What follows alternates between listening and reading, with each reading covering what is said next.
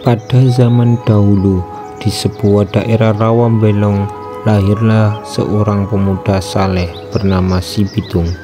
Ia adalah pemuda yang rajin mengaji pada Haji Naipin, seorang ulama yang sangat terkenal di masa itu.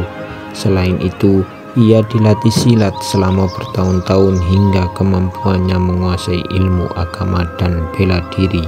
Karena bakatnya dalam ilmu bela diri, kemampuan Pitung berada jauh di atas rata-rata para pesilat yang ada di Betawi. Pada masa itu, Si Pitung hidup di zaman penjajahan Belanda. Si Pitung terketuk hatinya untuk membela rakyat Indonesia. Ia merasa iba menyaksikan penderitaan yang terus dialami oleh rakyat Indonesia. Sementara itu, para kompeni atau orang-orang Belanda terus berkuasa, juga sekelompok tauke dan para tuan tanah. Mereka semua adalah para penguasa yang bergelimang harta. Harta kekayaan mereka termasuk rumah dan ladang dijaga oleh para centeng yang kuat dan galak. Kemudian Si Pitung merencanakan perampokan terhadap para penguasa itu untuk membantu rakyat miskin. Ia dibantu oleh teman-temannya yaitu Si Rais dan Si Ji. "Kami siap membantumu, Pitung," ujar Si Rais penuh semangat yang kemudian diikuti anggukan setuju Si Ji. "Baiklah, kalau begitu mari susun siasat. Jika kita berhasil merampok, kita akan bagi-bagikan hasilnya pada rakyat-rakyat kecil yang membutuhkan," ucap Si Pitung yakin. Lalu ia dan kedua temannya langsung mengatur siasat untuk merampok. Teruslah ia dan teman-temannya merampok para penguasa itu. Setelah mendapat hasil rampokannya, Si Pitung dan teman-temannya langsung membagi-bagikan pada rakyat miskin. Di depan rumahnya, keluarga yang kelaparan diletakkannya sepikul beras. Diberikannya juga santunan berupa uang kepada keluarga miskin yang banyak terbelit hutang. Anak yatim pun tak luput dari penglihatannya. Diberikannya bingkisan, baju, dan bermacam-macam hadiah lainnya. Kejadian itu terus berlanjut sampai para kompeni, orang-orang tauke, dan tuan tanah menjadi geram dan ingin menangkapnya. Namun tak pernah berhasil karena Si Pitung dan kelompoknya sangatlah pemberani.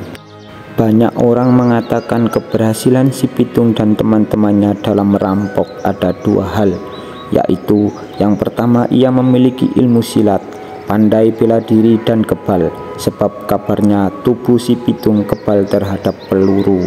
Dan yang kedua adalah orang-orang yang dibantunya tidak mau mengatakan di mana Si Pitung kini berada. Setiap para kompeni dan orang kaya perampokan, Si Pitung membujuk atau memaksa rakyat. Karena geram melihat kesetiaan rakyat pada Si Pitung, maka para kompeni dan para orang kaya itu menggunakan kekerasan, memaksa para rakyat kecil membuka mulut. Hingga suatu hari, kompeni, orang-orang tauke, dan para tuan tanah berhasil mendapat informasi tentang orang tua Si Pitung dan Haji Naipin. "Katakan atau kau kutembak," teriak para kompeni dan orang-orang kaya pada orang tua Si Pitung dan Haji Naipin. Namun mereka tak mau menjawabnya. Akhirnya mereka disiksa dan terus disiksa dengan sangat kejam.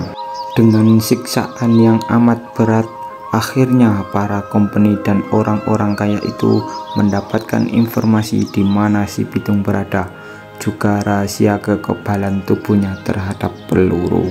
Polisi para kompeni itu pun berhasil menyergap persembunyian Si Pitung dan teman-temannya.